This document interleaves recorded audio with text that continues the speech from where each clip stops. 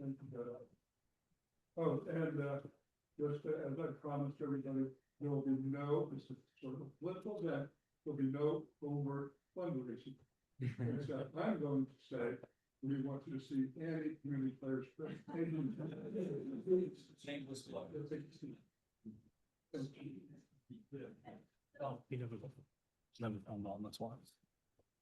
you, Kel. Thank you for that introduction again from hosting. So for those of you who don't know me, my name is Jared Chabline. I proudly serve as chair of Shore Progress. It's my honor today to welcome all of you to the People's Town Hall today that will have former Governor Martin O'Malley and Senator Barbara Mikulski. We're all here today because Social Security is a lifeline for retirees, people with disabilities, and for families who lost loved ones. It's one of the greatest anti-poverty programs in American history. Before Social Security, almost half of our seniors lived in poverty. Today, that number is just over 10%. That progress didn't happen by accident. It happened because people organized, demanded fairness, and won. Social Security is not some relic of the past. It's a promise, and that promise is under attack. With that in mind, it is my honor to introduce someone that has served in the for 30 years in the U.S. Senate. She fought for working families, protected the promise of Social Security at every turn. Please join me in welcoming our Senator Barbara Mikulski. Hi there, everybody. Hello, it's Senator Barbara Mikulski here. I just wanted to say how glad I am to say hello to all of you, to connect with my Eastern Shore Democrats who are standing up and speaking out to protect our democracy. Jared, a big thanks to you and your hardworking organizing committee to putting this together. And of course, to Connor, our techno wizard, who's not only got us connected by the internet, but also enables those who couldn't come today to be able to stream in, and also be able to, if you're hearing impaired, to be facilitated, just like us. That's what we do. Well, everybody, I've missed you. I have really missed you. I've missed seeing you. I've missed working with you. I've missed our good times that we did together and the good works that we did. And I wanted to join with Governor Martin O'Malley, though, to really call you to one of the most important battles that we have, which is to save Social Security as part of saving our democracy. I've worked with you, and you know that. I've worked with you and know that you put in 3 shifts. You put in one in the marketplace to earn a living. You put another shift in with your family to make the living worthwhile.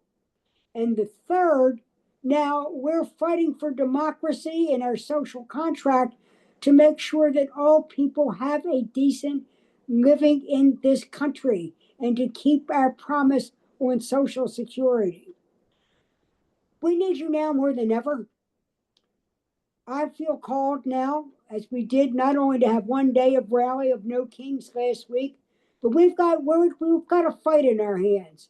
We've got a president that brings a wrecking ball to the East Wing of the White House, but more importantly, he brings a wrecking ball to our very democracy and to the programs that were part of America's promise, the foundation of which is Social Security, and we cannot let it be denied.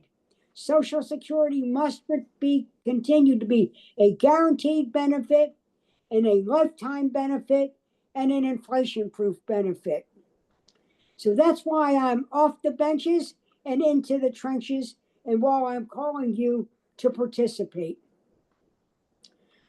The reason that I'm wanting to be here with you today is that one of the wrecking ball enablers is your very own Congressman Andy Harris.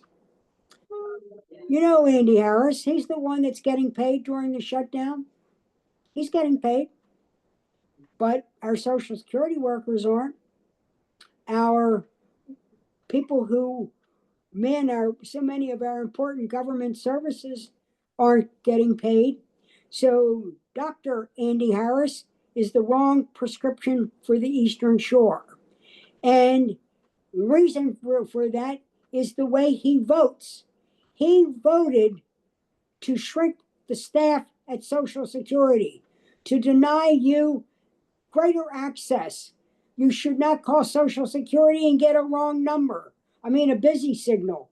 You should not contact Social Security and have to wait in line. You should be able to have easy access, accurate access, and have a well run organization. But they have a game plan. They want to put the wrecking ball to the administration of Social Security so they can convince people to privatize it, turn it over to the private sector. Well, we know what that is. We've seen the private sector and Elon Musk and his henchmen. We don't want to see that. We don't want to have that happen. And they'll turn it over to Wall Street to run. Well, we don't want our Social Security to be subjected to the bull of the market or the bear of Republican political promises. So I'm asking you today to join with us to get Andy Harris to change his vote or to change his job. Change his vote or to change his job. I want you to be calling his office when it's reopened. I want you to be signing the petition the Democrats have put forward. And I want you to continue to press him to change his job or to well, I would like him to change his job, but let's start with changing his vote and changing his job. You know, dear friends, we've been through a lot together of ups and downs. And I am so proud of the work that you've already done. And we've already shown that each and every one of you makes a difference. You make a difference every day in every way, in the way you operate in the community and your civic engagement. But every one of us can make a difference. But when we work together, we can change and bring about change. Let's change Andy Harris, the wrong prescription for the Eastern Shore.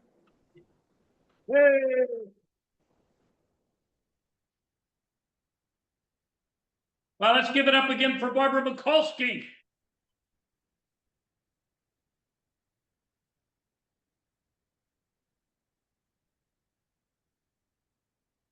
Senator, sometimes the sound breaks up, so I'll just tell you the place erupted in applause in case it was interrupted out there on your end. Well, Governor O'Malley, can you hear me? Yes, Yeah, we can hear you loud and clear. First of all, to my friends, my speech is over, but I want you to really listen to Governor O'Malley and how he'll go through Social Security. Our President Joe Biden picked Martin O'Malley to take over Social Security administration and to turn it around. The Republicans left Social Security Administration demoralized, the staff downgraded, dated technology, blaming them for every problem. And Martin O'Malley took the reins under the request of President Biden and turned it around. Morale was up, efficiency was up, everything was up.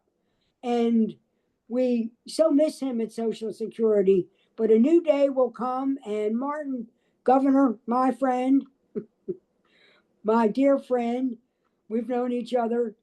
My dear friend, share with us what you know and learned about Social Security and what we need to do to save it for this generation and the next to come. Senator, thank you. Thank you again. Before we hand it over to Governor O'Malley, I do want to point out the elected officials who who are in the room today, who understand the importance of Social Security and protecting it for their constituents. I want to acknowledge Councilman Josh Hastings on the Wacomico County Council. Josh. I want to acknowledge Dave Kiojian for the Wacomico Democratic Central Committee. And I want to recognize Rudy Reyes of the Talbot Democratic Central Committee. Is there anyone that I've missed who's an elected official? I'm not seeing it. So now I want to go hand it over to our wonderful former governor and former Social Security Administrator, Martin O'Malley. Thank you. We're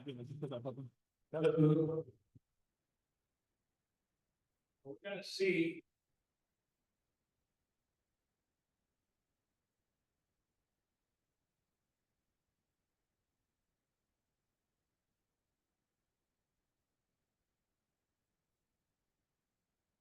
There you go. Take that from you. I was honored to serve Barbara Mikulski as her field director. Yeah, I know you do. So this is what I'm gonna do.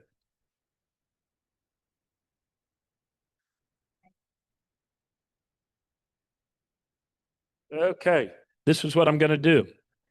So I was honored to serve Senator Mikulski as her field director in 1986.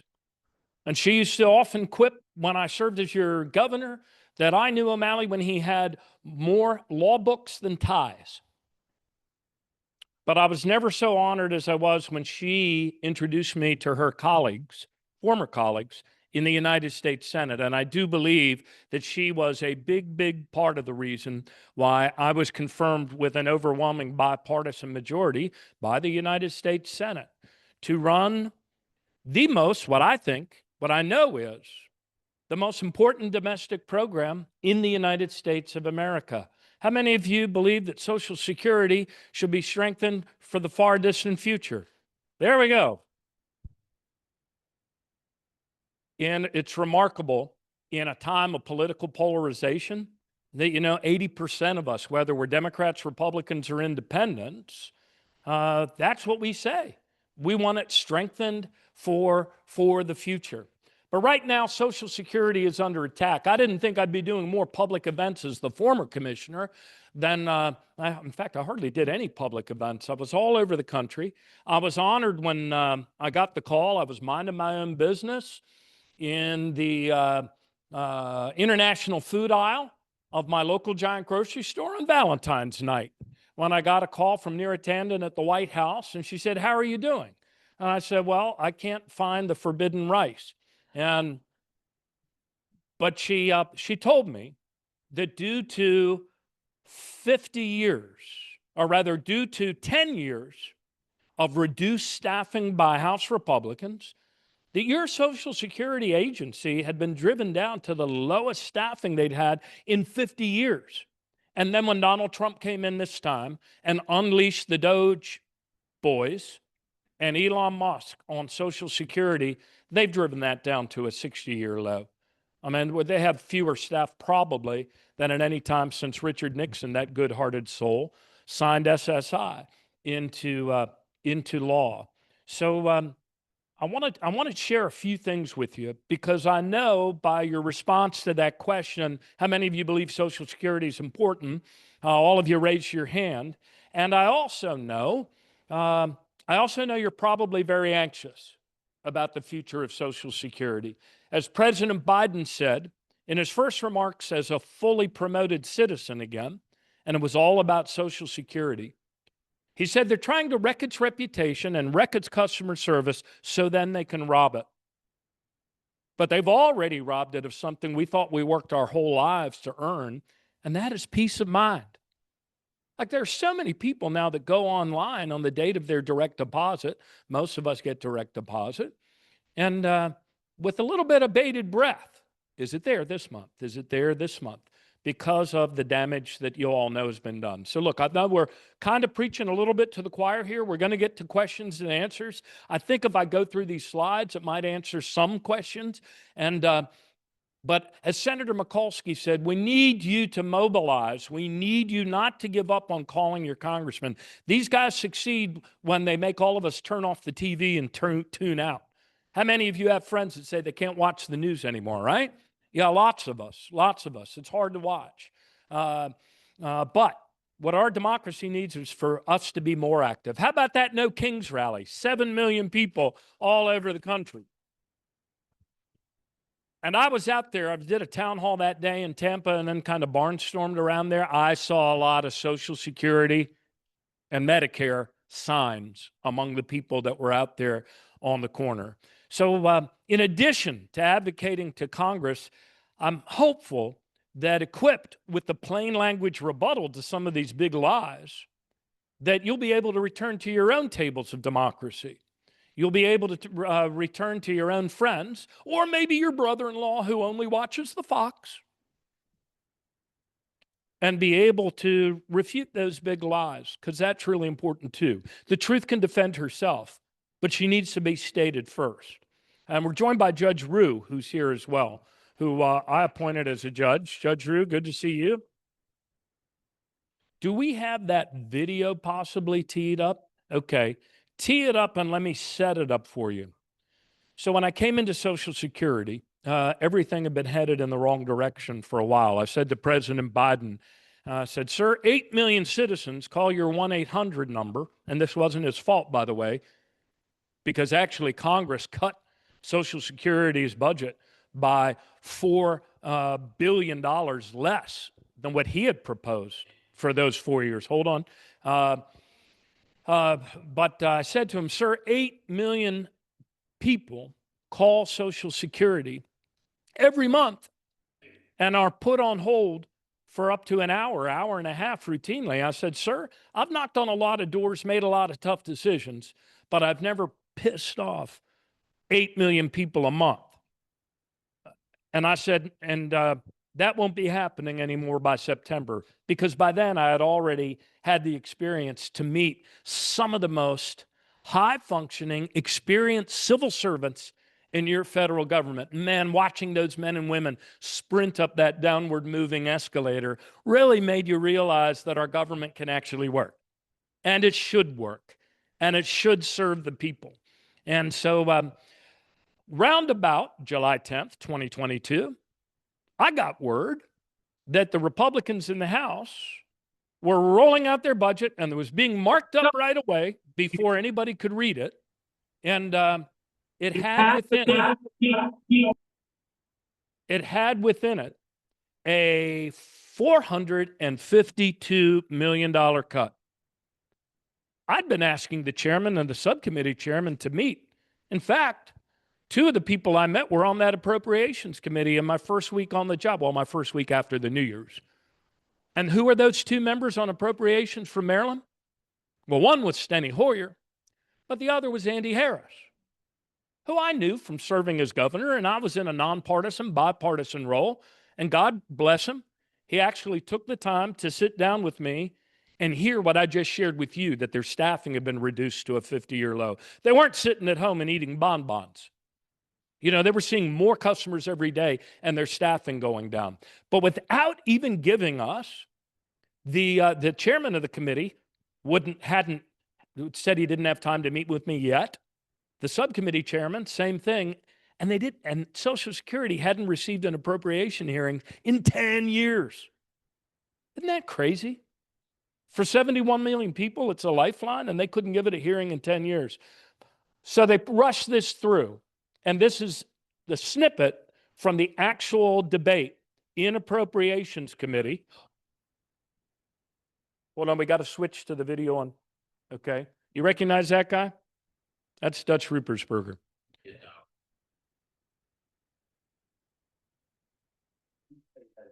Recipients who rely on this program every day. And if your office is anything like mine, you receive more calls, desperate constituents who had urgent problems with their Social Security benefits that they couldn't get through to anyone. Sometimes it was 6-hour wait. And last year we passed a bill to fix that. And now the other side is asking to take it away. You can't cut $450 million and you're not going to get less service. It just doesn't happen. But the bottom line, Social Security is American, whether you're the wealthiest individual in the world, very poor, you're all entitled to Social Security. So let's look at the facts, and I hope you vote for this. Dr. Harris, no. You know, cutting $450 million from Social Security, it just doesn't. So that's it. You can see the whole debate. You can see the whole debate and the whole hearing if you were to go on the committee, you know, but they did a roll call vote. The Democrats were smart.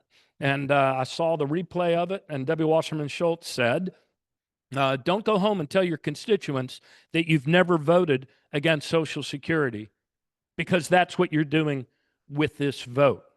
So don't let Andy Harris come and say, oh, I'd never touch Social Security. We've all heard that from both sides for so many years. Ever since Eisenhower, the Republican presidents would say it's a third rail. But they are demolishing that third rail. So let's go back. You can stay right there, in fact. Let's blow up some big myths real quick, okay? And then I'll click through the slides, and then we'll get to Q&A. And if I go too fast, or you want to go read some of those plain language rebuttals, this is my website. I've renamed it Win Back Our Country. And this is what enables me to go. I've been to a lot of town halls all over the country, and it's an honor to be here again and a pleasure on the Eastern Shore.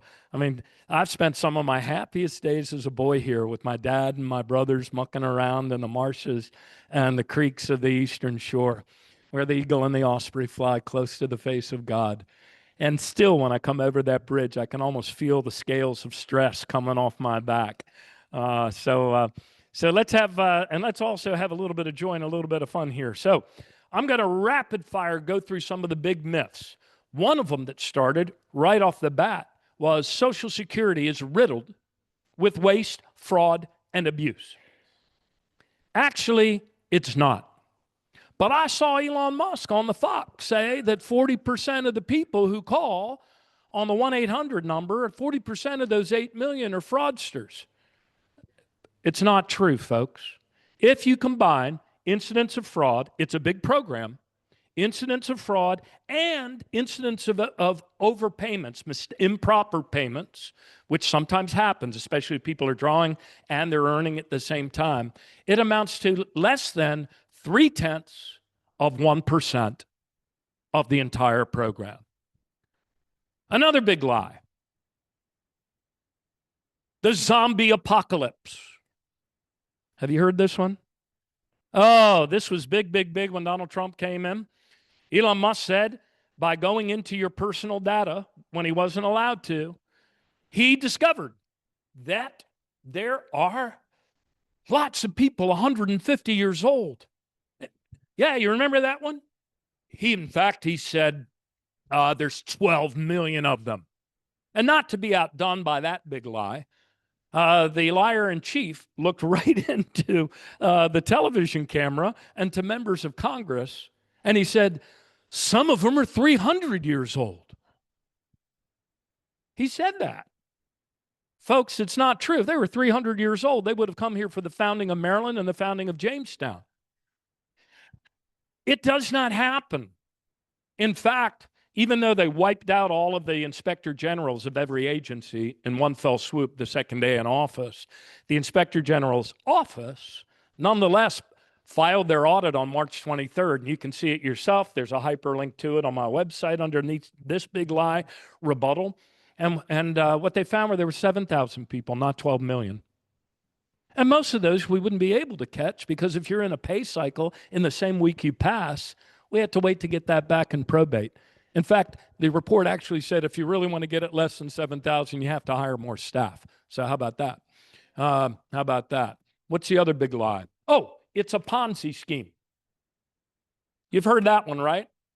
It's almost like it's a drinking game for them every time they can tell the lie that it's a Ponzi scheme.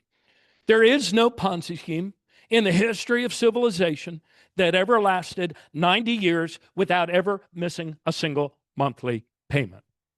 Social Security's never missed a monthly payment because it is a pay-as-you-go program. Young guy at the gym at home in Baltimore said to me, hey, if they liquidate Social Security, I still get the money back that I put into it, don't I? I said, no, man, you take a worse hit than anybody because you're not old enough to have had any years of drawing it down. And you're not going to see anything if they liquidate it because it's a generational pay-as-you-go promise. And thirdly, your grandparents might be moving into your basement. So here's how Social Security works. And this is the simplest way I've found to explain it. And hope it's helpful.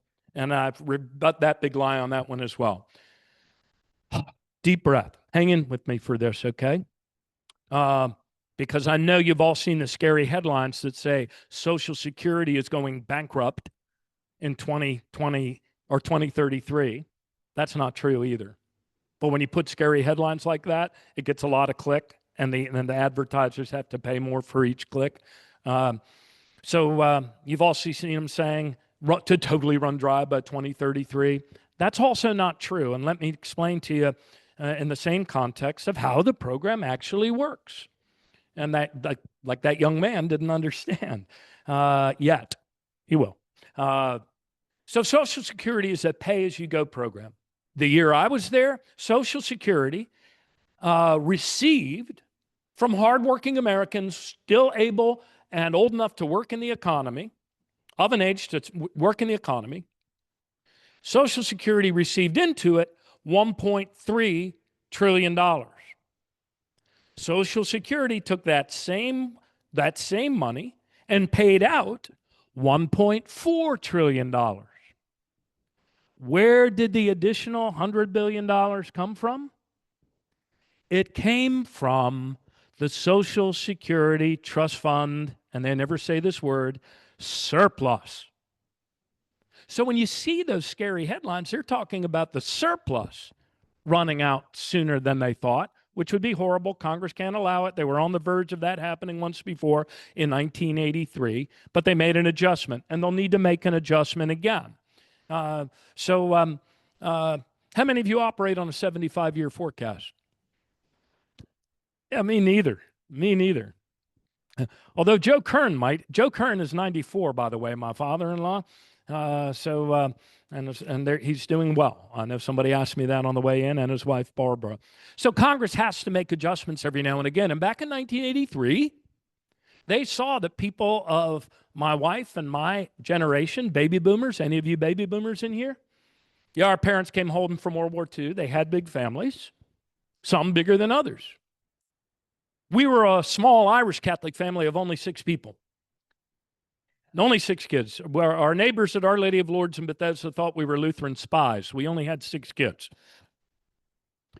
So Congress, seeing that big demographic bubble of baby boomers coming, where the number of us in our retirement and drawing down Social Security years would be larger than the number of people coming after us, Congress intentionally built up that $2.7 trillion surplus to cover the differentials for this year. So in that year when I was there, that's where that $100 billion came down. So then it came down to $2.6 trillion. And this is why I think they're after this program. You know the guy that was asked, why'd you rob banks? That's where the money is. There is not another program in the federal government that runs and carries a $2.6 trillion surplus. Not the Department of Defense, not any other agency. So that's how the program works. I know that was kind of long, but now let me put one other exclamation point on that. Did you know, and most of us don't because we don't make over $170,000 in a year, did you know that the 6% of Americans who make more than $170,000 in a year, they don't pay anything into Social Security after that first $170,000? And due to things that happened, and this is why the surplus is running out earlier than they thought in 1982 and 83, due to the concentration of wealth in the hands of the very pinnacle of the wealthiest of Americans, fewer dollars had that Social Security FICA tax applied to it over the 40 years after 1982. So that's why there's been a bill in Congress for many years to require wealthier people to start paying in after a certain amount. Some say, one bill says $250,000, another says $400,000, but 80% of Americans think it's not fair that the janitor in Trump Towers and Donald Trump pay the same amount into Social Security. Or rather, the janitor pays all year. Let me state that another way. A family making $170,000 a year pays the same amount into Social Security as Warren Buffett pays into Social Security. And most people think that's not fair. So let's go through some slides real quick. Then this one is another big myth. Social Security is bloated. Let me get over here so I can point out this. How am I doing with the mics? I'm doing okay? Yeah, and big round of applause for Connor and for Jared. And for Megan, the woman in the back who we actually know is running this whole show. All right, take it away. First slide, okay? In this graph, and I'm going to kneel down a second so you all can see over my big head. In this graph, the blue lines are the number of active beneficiaries. You see that with the baby boomers making it rise, rise, rise, rise. The red line is the declining staff at the same time that every day, I say declining like it's passive. It's not just declining like a weather event, barometric pressure. That's the reduction in staff that House Republicans have handcuffed this agency with year after year for the 10 years before Donald Trump and DOJ came back. You see where it takes a nosedive there in staff? That's DOJ. That's Donald Trump. In their first couple of months, you can leave it there for a second. In their first couple of months, and I'm watching that camera, the camera, you're doing it all, aren't you? In their first couple of months, this is what they did. They brought in 2 top A players from in the agency, the head of the Office of Customer Service Transformation, and the head of Civil Rights and Equal Opportunity. You can see where this is going, right? Brought both of them in. 2 of the top players in the agency I knew. And they told them, you're fired for cause. Put your stuff in a cardboard box and go tell, in the one instance, your 80 people to put their stuff in a cardboard box. And 163 people, their stuff in a cardboard box. And this is in the early days. And then after creating the spectacle of people crying on their soon-to-be former colleagues' shoulders, and no doubt some of them crying about the pension they'd never earned, because some of them were fired just a year short of that pension, they announced the next day, joyous news. If you're retirement eligible, we will pay you for the whole rest of the year to leave right now. Don't come back, no knowledge transfer, just get out. And if you're not retirement eligible, we will give you cash payments to leave right now. And a lot of people took it because of the hostile work environment.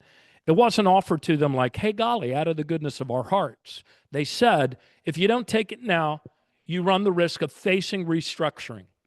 Their pretty word for the sort of illegal firings and things that they've been doing there. So Social Security has now been reduced down, I do believe, less than 49,000. When I was there, we were always fighting attrition like the fire-breathing dragon at the door, you know? These guys think attrition's a good thing. They're putting kerosene on that dragon. Let me give you a couple of happy things, though, because I don't want to totally bum you out and make you feel like your voice doesn't matter. Another thing they did in that first week of firing people, they put a whole bunch of field offices and 8 of the 9 regional headquarters on a real estate list and asked for best offers because they were going to close them.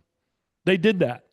What they weren't too smart about was one of the field offices was in the Republican chairman of Appropriations District, Tom Call in Oklahoma City, and another one was in the subcommittee's chairman's district outside of Birmingham, Alabama. And because of the public outcry and people calling their congresspeople, they pulled back that plan to close field offices. For now, they're turning them into skeleton crews. Go into any one of your own field offices.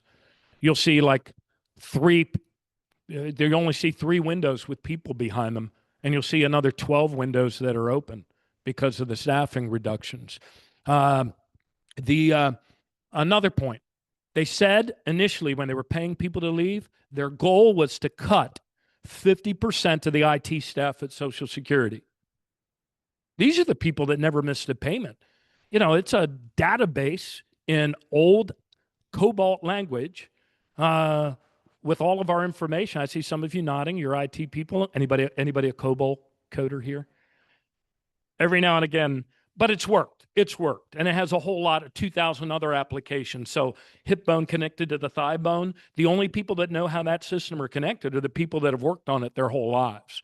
It's not a simple thing you can kick to AI or some 18-year-old that wasn't able to pass a background check and expect them to figure it out with their whiz-bang Instagram accounts. We were successful. Congress pushed back. I said that if they go to 50%, you're going to see an interruption of benefits in the next 90 days. Mike Astrew, with whom I received an award the other night, by the way, Republican nominee by George Bush, he said, these deep and dangerous cuts are putting benefits at risk in a way they've never been put at risk for 90 years. So they pulled that back, but I still think they cut it by about 25 or 30% in IT. Next big lie and next slide. Social Security is terribly wasteful and inefficient. Turn my camera. Social Security is not an ATM machine like these guys like to think about it. Like they can make money if they take over the payment and charge you every time there's a deposit every month. It's not an ATM machine, it's insurance.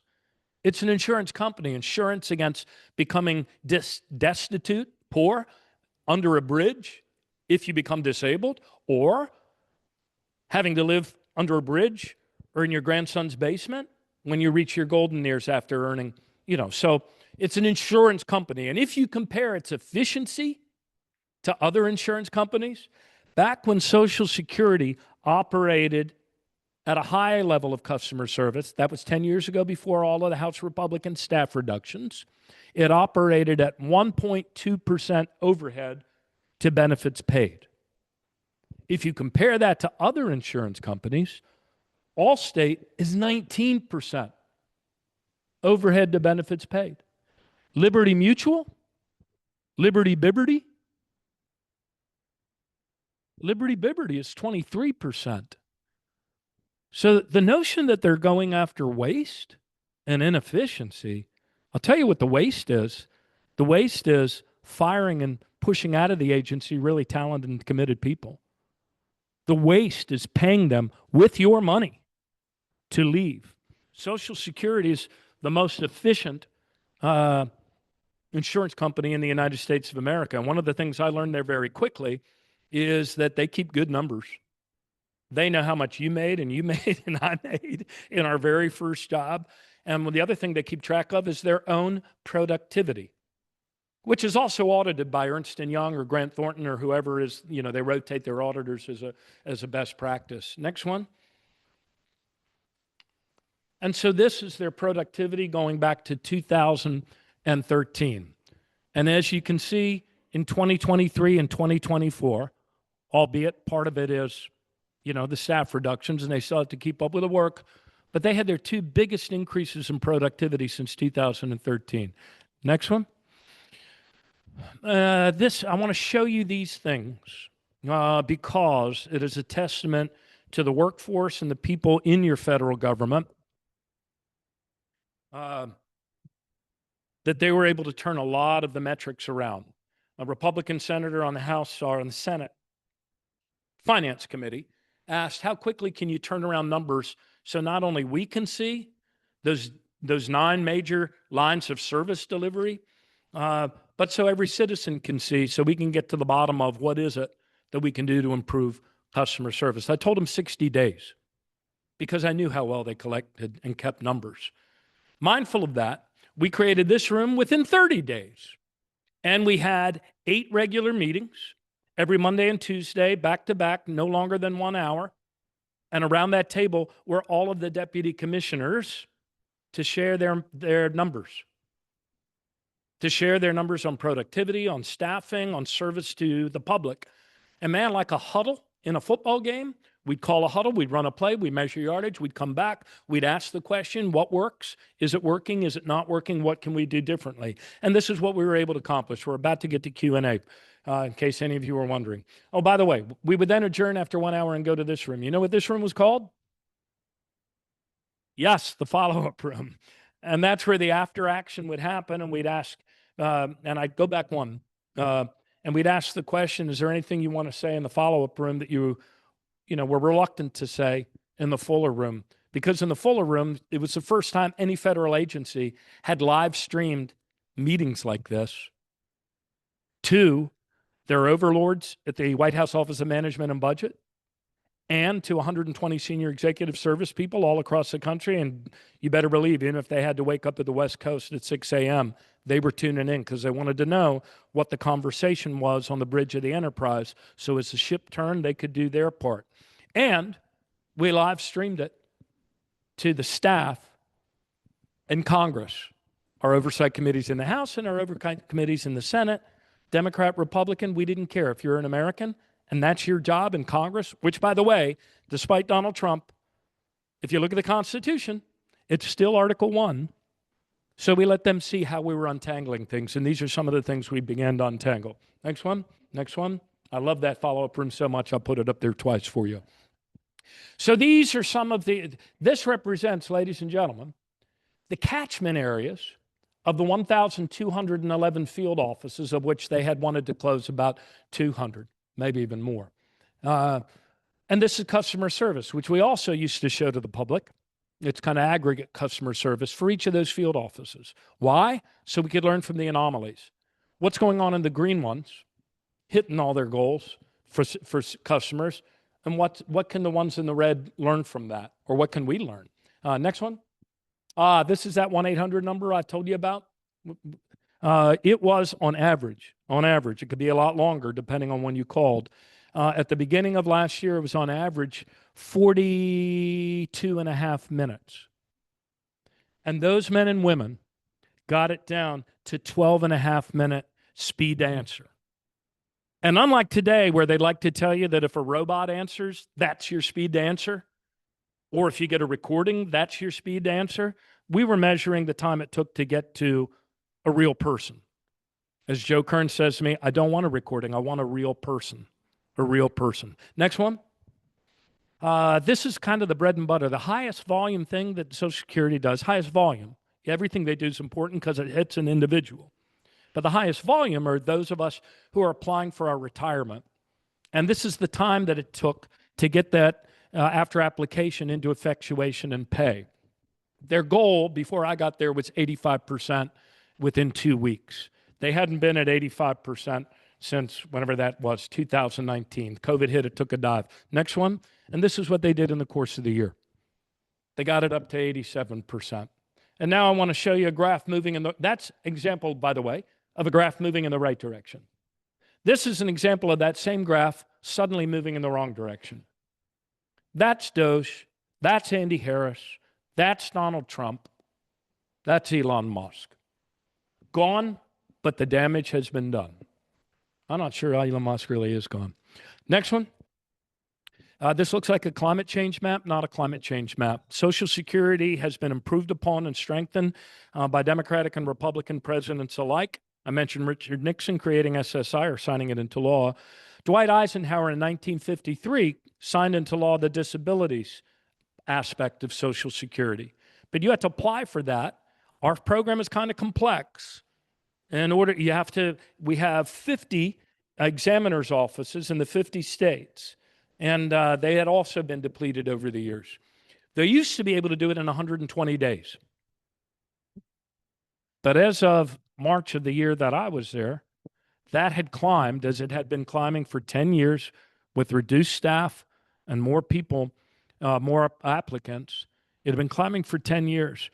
In Maryland, my Maryland, at the time of this one, it was, 359 days for a disability determination. Imagine if your back went out, you couldn't work. You apply or you go to a lawyer for help applying, and your lawyer says, good luck staying alive for the next year, you live in Maryland, and it'll take 359 days. So we made a bunch of policy decisions for the better, process improvements. And next one, you can see us start to turn down what had been a 10-year growing backlog right around the middle of the year, and it's still being driven down because we made changes in our processing, we made changes to policy. In fact, Donald Trump and his ilk now claim credit for the continued progress on that one.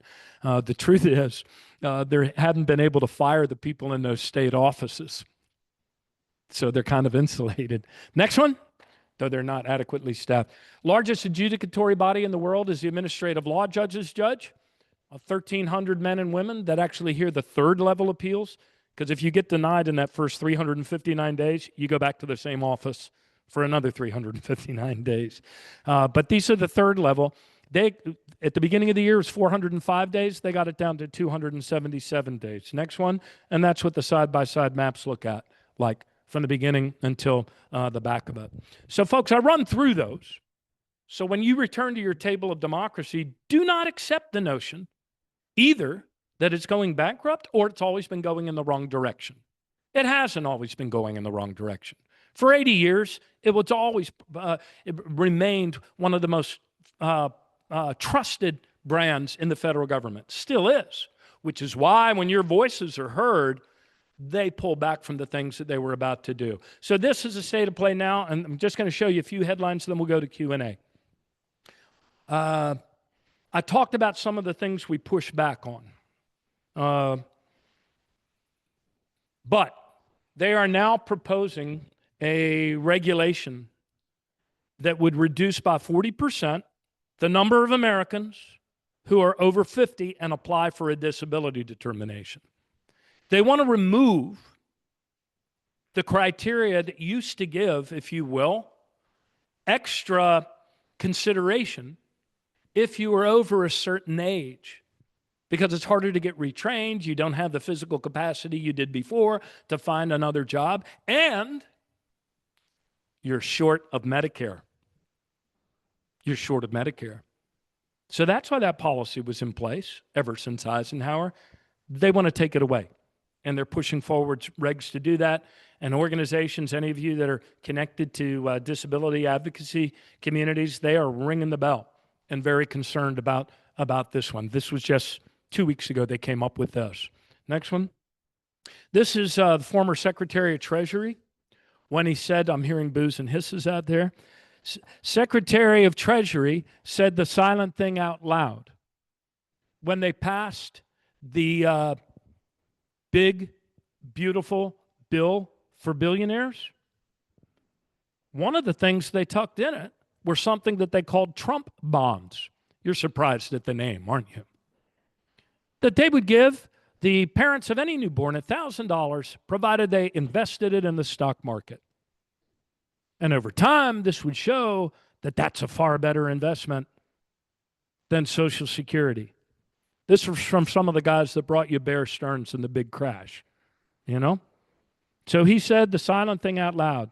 He said, this is our backdoor way to privatize Social Security. Next one. People ask a lot about this one. Why is it that they keep going after all of our personal data? They've already taken it. That's the bad news. The encouraging news is one courageous patriot at Social Security blew the whistle after they did it. He objected along the way, but they still did it. They took all of your data, they put it in their own private cloud that only they can access, no audit trail. Federal law requires that there be a fraud assessment, a cyber risk assessment, and a privacy risk assessment. None of those was done. The Doge guy that asked for the copy of the Numident said, I'll take the risk. Well, that's nice of him, but it's not his risk to take, which is why Congress has always protected that data. But the chief data officer of the agency blew the whistle and then was forced out a week later. Next one. This was the latest one, which we may have pushed off, or maybe they've thought differently about it. In the same month, that in a miracle of miracles, the new commissioner of Social Security's company won the bid after skipping over the top one. Actually, they dropped out. The bid to administer direct express cards, you know, the debit cards that people get if they live in a remote area or they live in an area, say, of Baltimore City where there are no banks and you have to take 4 buses to get to them. In the same month that the current commissioner's company got that direct express card contract, he announced, we're not sending out paper checks anymore. You'll all have to go get a direct express card. Now, they said their last paper check was going to be September 30th. But we have not gotten one person saying that their paper check got interrupted. So again, when we push back, they draw back. Next one. Okay, so that's it. In conclusion, final story. And it's going to be a happy one. My wife, Katie, and I, on May 25th, 2025, were given the gift by our daughter and son-in-law of our very first grandchild. Thank you. His name is Joseph, after Tara's grandfather. And I happened to be there. I mean, Lord knows how we survived until all of us planets started revolving around this sun. So I was down there spending some quality grandfather time at my daughter and son-in-law's house in D.C. And in through the mail came some letters, of course. That's what comes through the mail. But my son-in-law says, Mr. O, look, the parents of Joseph received a letter from Social Security. Now, I knew that up on Wabash Avenue in Baltimore City, we issue about 3.5 million individual Social Security numbers to little babies born all over the United States. Their country has their back, you know, from cradle to grave. And but I'd never been on the receiving side of that. I'd never seen that in parents' eyes live. And I saw, as he started to open it, I saw my daughter come and look over his shoulder. And I could see them well up, because that letter from your country was not just a notice, it was not just a letter. It said, this baby's important to his country. And our country's important to this baby. Elon Musk said he believes that empathy is the greatest weakness in the Western mind. He actually said that while he was cutting your Social Security. But you and I believe differently, don't we? And that's why you're here. You see, you and I are part of a living, breathing, self-creating mystery called the United States of America. But the heart of that mystery is actually a very real and personal thing. It is the freedom to believe in and to act upon a powerful truth. In the words of Eastern Shore's great son, Frederick Douglass, that we are one, our cause is one, and that we must help each other if we are to succeed. And so, yes, we choose to feed the hungry. We choose to heal the sick. We choose to clothe the naked and shelter the homeless, to care for widows and orphans, those in the dawn of life and those in the dusk of life. That, my friends, is the mission of Social Security, and at its heart and in its soul is the mission of your country. And nobody is going to take either one of them from us, from our kids, or from our grandkids. Thanks.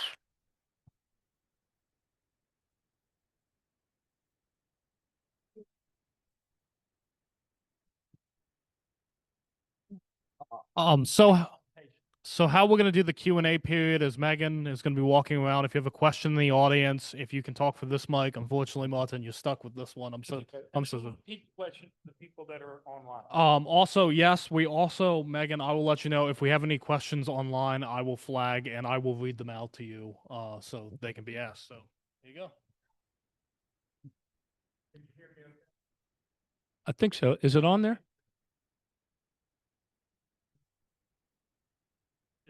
on, okay. I'm Dr. Ernie Gibb, and my question is, I have a friend who is a retired accountant. I think he's over the age of 65. And he tells me that he primarily or almost completely, his source of income is Social Security benefits. So my question is, how can people in America really rely on Social Security benefits as their primary source of income or their main, how many people live on Social Security? And Connor, do I need to repeat that for the online people? So the question from the good doctor is, how many people live entirely on their Social Security as their main income?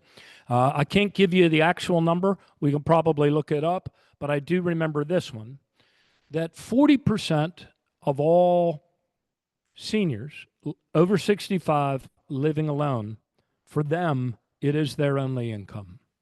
It is the difference for them between living in poverty or being able to live with dignity. So that's the one number I remember. There are 40% of people over 65, it's their only income. I'm not sure how the other percentages break down with people on disabilities and also for people that are on SSI. And there's a lot of kids too. Let's not forget about that. I mean, Social Security lifts more children out of poverty than any other program, except for maybe food stamps, or SNAP, which they're doing away with. But Social Security, you know, kids that lose a parent and get the survivor benefit. You remember Tim Walz, vice presidential nominee? Yeah, he was one of those kids, you know, when the bread earner in the family died. So, next question.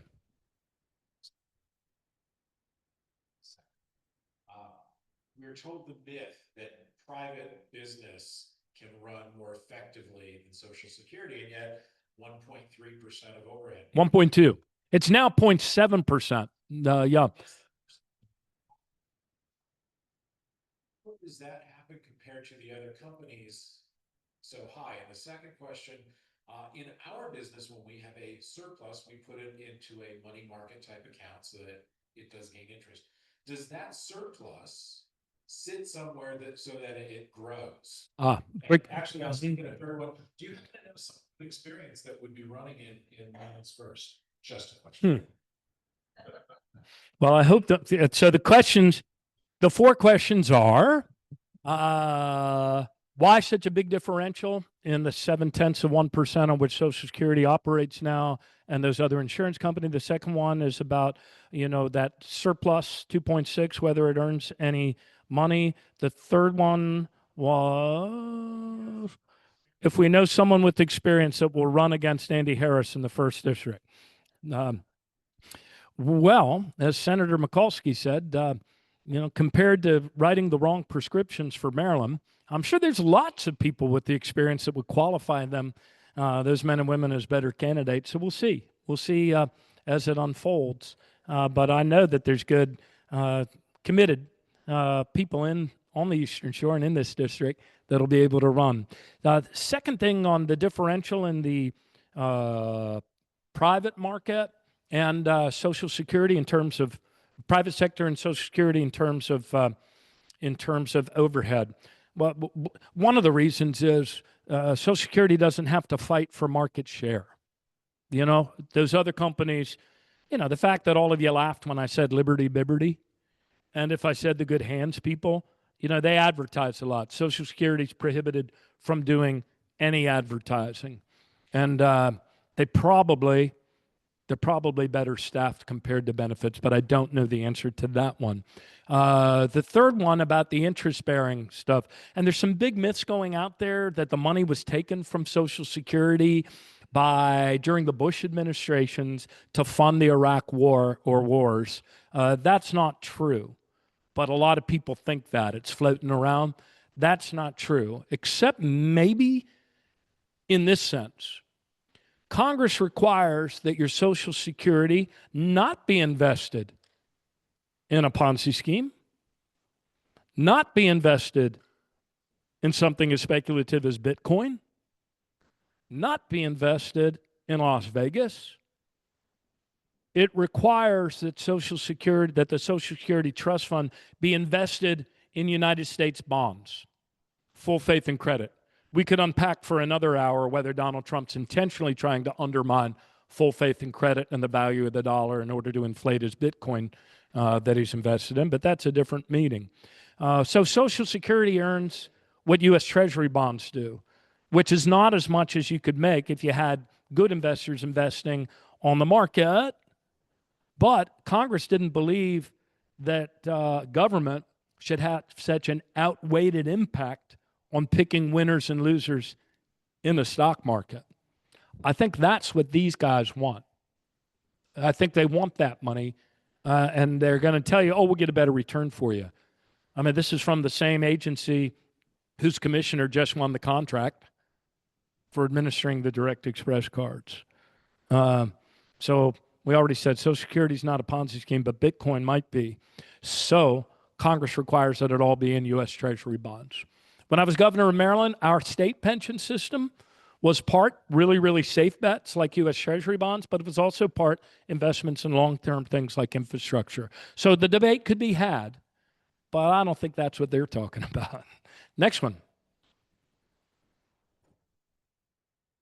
How are we doing on time? Every Democratic meeting is Paul Sarbanes, another great son of the Eastern Shore. Paul Sarbanes used to say, every Democratic meeting, although this is nonpartisan, isn't it?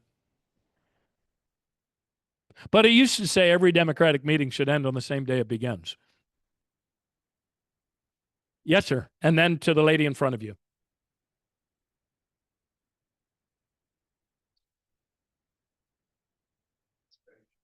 I saw you on an interview and you were talking about Social Security and how the fact that the cuts, it could implode on itself.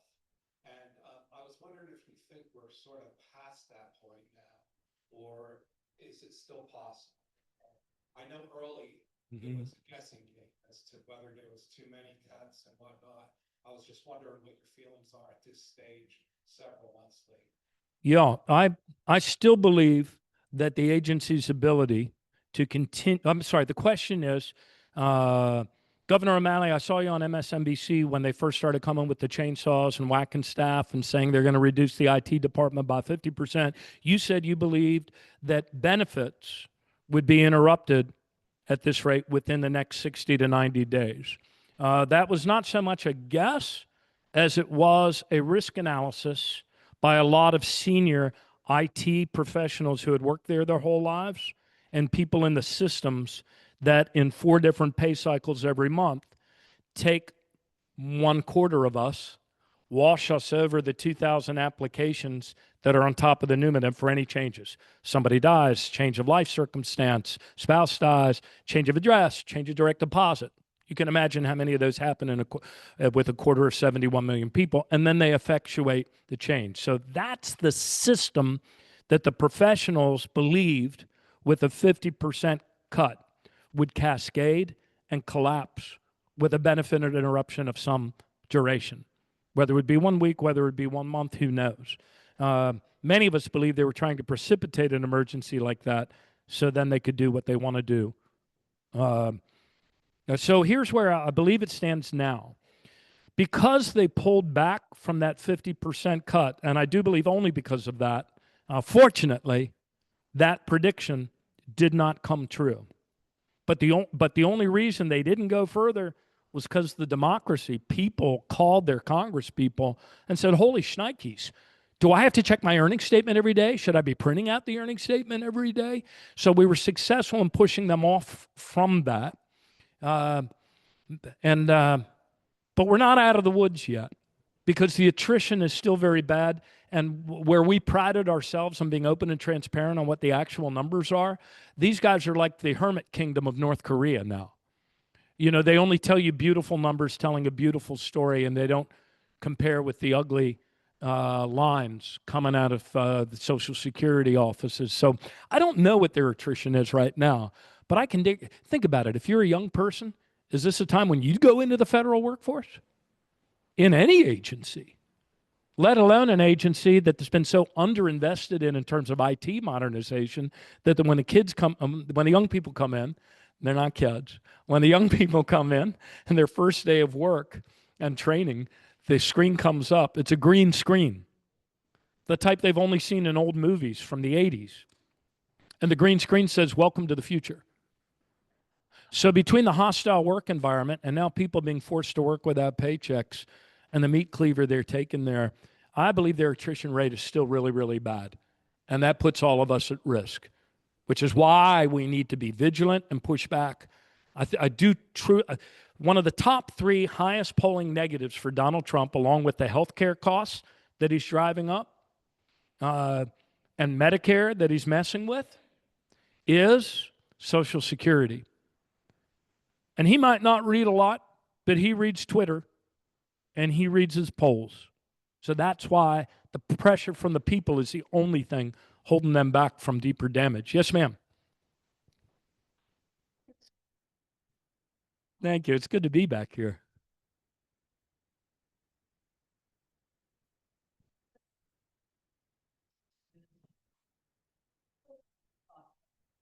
I was 25 when my husband died, and that money kept Mm. to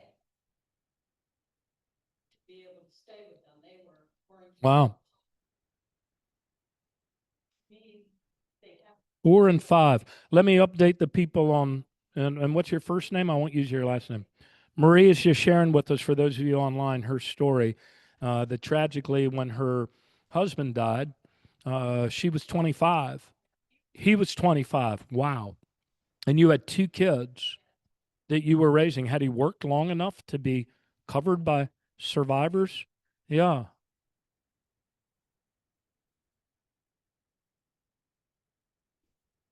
Mm-hmm. Wow. So Social Security stepped up right away because you all had earned your credits, and the kids. Mm-hmm.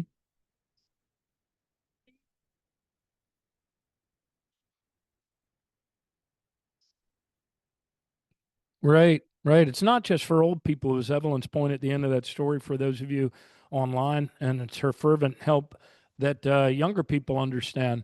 I mean, a disability can happen to you anytime. I know that for a lot of people, when I was in college, we didn't think Social Security would be there for us, and now I'm 63. Uh, it's I guess younger people think about becoming disabled or Social Security about as much as they think about buying cemetery plots. You know, when you're young and you think you're immortal, but you're absolutely right. The other the other aspect of Social Security, if they'd only invest a little bit of money from that trust fund, by the way, the money to operate it, they could increase the staffing and modernize its IT without adding a single nickel to the deficit. If they took that money, because it's such a small percentage of the overall and that $2.6 trillion, I asked the actuary who had served there for 30 years, if they restored us to the 1.2%, including the money for IT modernization, which the first years would be all about because it takes time to staff up, how much would it advance that depletion of the surplus by from when I was there as 2034? Actually, it was pushed out to 2035 while I was there. And the answer was 30 days.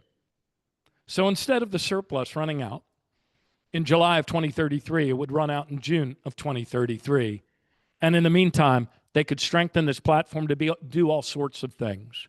Young people are enamored with the idea in the last couple of cycles before a lot of us were enamored with the idea of a basic, and you know this one, right, Jared? A basic minimum income. Well, what's a better platform to be able to do that than Social Security? President Biden himself said he wanted to put forward a family leave benefit and have Social Security administer the family leave benefit. So there's lots of things this platform could do.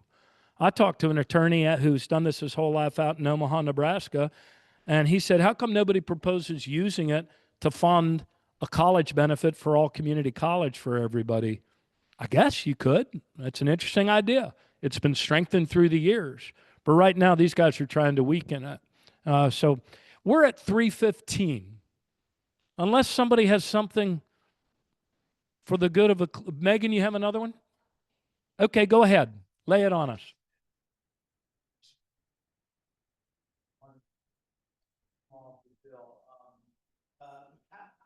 How does the taxation issues there affect Social Security? Great question. All through the campaign, even as we Democrats didn't talk about Social Security, shame on us, Donald Trump at all his rallies said, not going to tax your tips, not going to tax your Social Security. So, the big, beautiful bill for billionaires, which is the biggest single increase to the national deficit in history. I mean, these guys have exploded the forecast on the deficit by giving the top, whatever, less than 1% of people billions of dollars.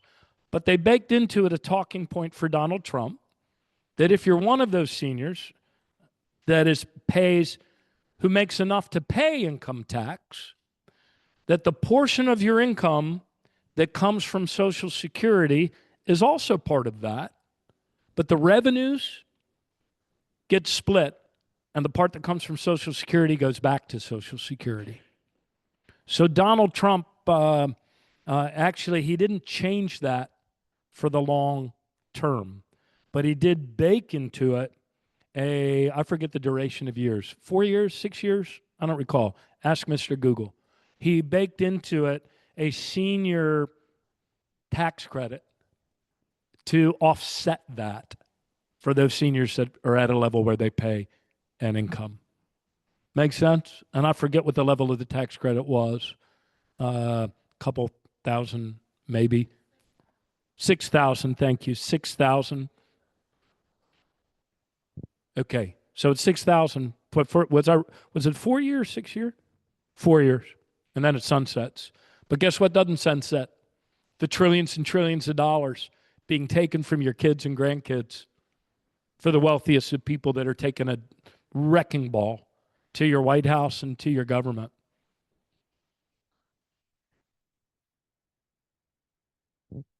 Yeah, the question is, how are we going to get people to understand that? I was listening to CNN on the way down here, and a commentator was saying he was surprised that markets haven't reacted to this. But our economy before Donald Trump was doing better than other economies. The latest uptick in inflation isn't helpful. Any of you that are trying to buy chocolate for your kids or grandkids at Halloween are going to see that going up, and part of that is tariffs, and that'll continue. I don't know when the fever breaks. But I do know this. I do know people are watching Social Security, and they do know that they've been messing with it. And when you see things like cutting off paper checks to 500,000 people, you might say, oh, well, that's not that many people compared to the overall 71 million.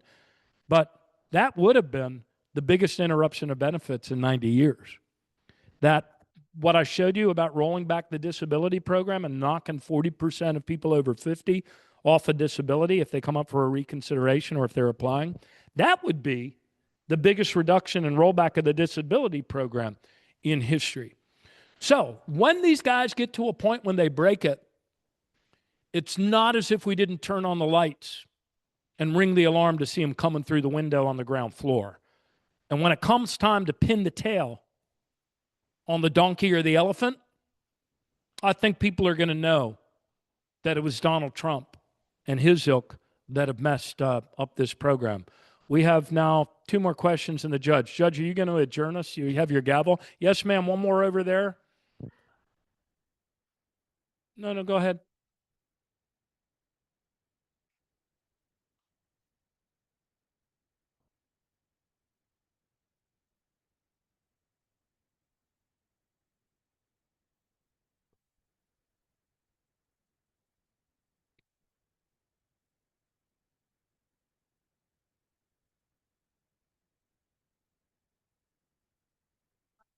I'm going to repeat that. A woman in the audience said in the town hall, a citizen in the town hall. I'm not playing at the Avalon. A citizen in the town hall. Say that phrase for me again. You said they believe that if you're not working and not paying into the economy that makes them super mega rich, then in essence, they don't care about you and they are culling with a U, reducing the numbers of people on Social Security because they look at them as the wasteful inefficiencies. Was that an adequate summary?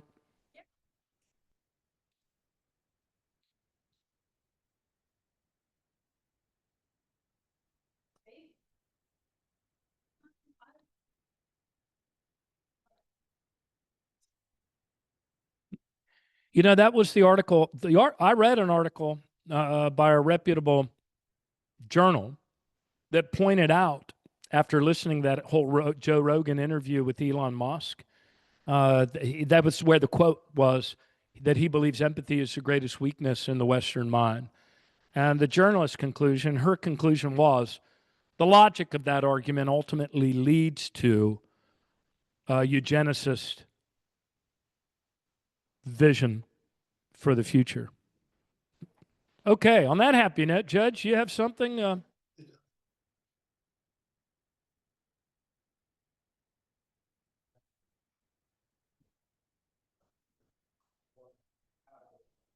a letter, and also the efficiency of the social security system. Cal, I just want to tell you a short story about what happened to me. Cal, my parents are both We're getting our final story for those of you online, and I'm going to give you the executive summary.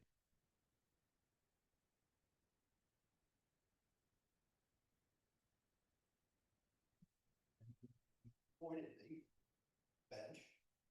I had to, since it was new employment, I had to pay back that social security. So I did that and I got a check. I took it here to the local office and time went on and they didn't have a record of the check being received. Oh, no.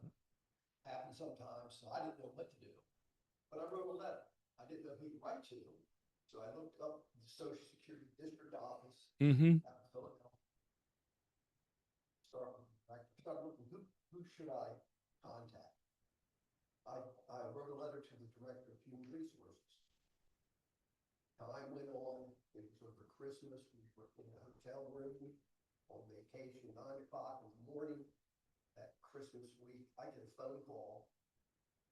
It's the Director of Human Resources. Call my cell phone saying, I got your letter, we're looking into it. And, you know, I was really surprised.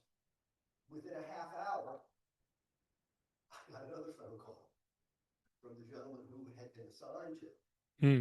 Good. Telling me that Mm-hmm. they showed how the power of writing a letter and also how efficient the program. Well, let me capsulize that for the people online. Gentleman in the audience, I'm not going to say who he was, but he was a judge that was appointed by a great governor who, once he was appointed, he had been on retirement, had applied for Social Security, and because he went back to work, he was experienced a thing called an overpayment. Social Security said, you got to pay back some of the dollars that we paid to you. He sent in a check, never heard anything back. So we called, and took a little while, but he got a call from a person he wrote to, Director of Human Resources, and then another half hour he got another call, and they figured it out, even with their huge volume. So, Judge, thank you for that. There are such good people there, and a lot of them are your neighbors. I mean, all of you, if you live in Maryland, maybe we have some people that came from the eastern shore of the eastern shore of Delaware. I don't know. But they're such good people, and a lot of them are your neighbors at that headquarters, you know, with heart and with compassion and with a real commitment to serve others. So think about them, even as you think about the kids, even as you think about the widows and orphans, because this is a program of the people, by the people, and for the people. And you all have been awesome come out here. Please return to your tables of democracy. Do the petition. Call Andy Harris. And he can't say he never cut it, because now you've seen it on video yourself. And if you want to see the full thing, it's on the subcommittee website until Andy Harris makes him take it down. Jared, you want to close this out? Yeah, absolutely. Yeah, let's give Governor O'Malley a round of applause. I just, in closing, I just want to thank you and your family for continuing to support the Eastern Shore, making trips, making sure we're educating, making sure that the great leaders we have in this community have what they need. So, truly, I think I can speak for everyone here when I say we really appreciate what you, Katie, and everyone else in your family does. So let's give them one more round of applause.